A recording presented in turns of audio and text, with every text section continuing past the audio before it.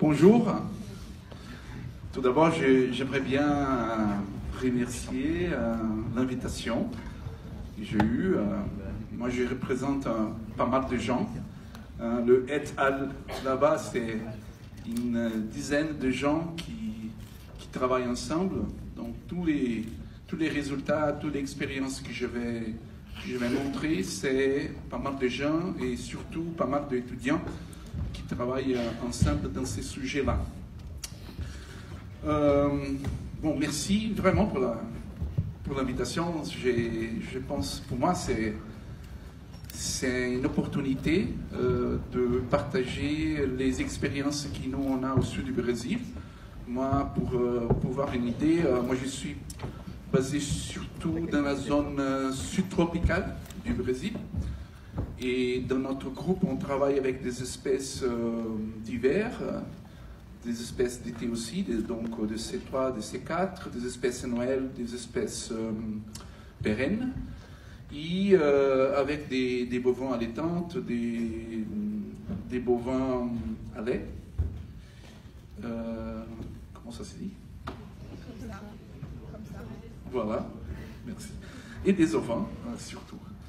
Excusez-moi, il faut que je m'entraîne un peu la langue. Et je m'excuse aussi parce que je serais obligé à essayer d'expliquer une chose complexe, c'est le pâturage, avec des mots, avec un vocabulaire assez restrict. Juste pour un contexte général, oui, avant ça, j'ai lu le rapport. Hein. C'est une longue voyage du Brésil jusqu'ici. Donc, bravo. Hein. Et je peux voir aussi avec tout ce que vous avez présenté. Donc, c'est vraiment superbe. J'ai eu une inspiration hein, avec le projet et les choses que j'ai lues. Donc, j'espère aussi pouvoir vous montrer, voilà, c'est pas la même chose, je dirais, mais une autre façon de voir le management de prairies, la gestion du pâturage. J'aime bien toujours rappeler ce qui se passe dans la nature, parce qu'on a beaucoup de ces concepts-là, de que dans la nature, c'est toujours correct, c'est toujours juste. Le pâturage, on parle d'un processus qui ça fait des milliers, des années, des coévolutions des plantes et des herbivores. Et, il n'y a pas d'intervention anthropique et les choses marchent assez bien. Hein. La taille des troupeaux, quand les conditions trophiques sont bonnes, on peut toujours imaginer à des émissions, par exemple, qu'on va en Afrique. Quand les conditions trophiques elles sont bonnes, les troupeaux augmentent, les taux de fertilité augmentent, il y a plus des animaux. Ça augmente aussi les prédateurs, donc il y a tout un réglage, un bilan dans le système. Et dès que les conditions trophiques sont moins bonnes, ça diminue la reproduction, ça diminue le nombre des animaux, donc il y a un ajustement du chargement naturel, et ça diminue les prédateurs, donc personne n'a fait le mouvement des animaux, tout est bien réglé. Mais il y a 8000 ans à peu près, et on a commencé avec les craprins, on a commencé à essayer de piloter le pâturage. Et donc voilà, 8000, 9000 ans avant. Et en 2019, on est arrivé, ça c'est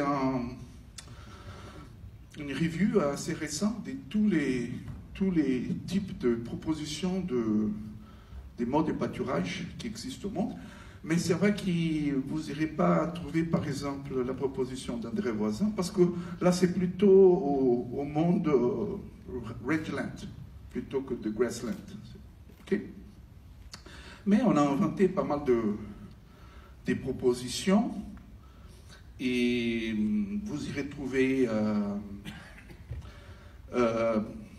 surtout des propositions qui font des parcelles, comme les multiple paddock, qui s'est écrit là-bas, et plusieurs propositions. Qui c'est disons, une proposition, une base des propositions qui c'est comment à tous ces propositions de management. Oh, pas mal. C'est qui donne les concepts derrière les méthodes. Et là, j'utilise une des lois d'André Voisin qui disent que le temps global d'occupation d'une parcelle doit être suffisamment court pour qu'une herbe cisaillée les premiers jours ou au début du temps d'occupation ne soit pas de nouveau cisaillée par les dents des animaux avant que ceux-ci quittent la parcelle. C'est un exemple d'un regard sur la plante, sur la prairie.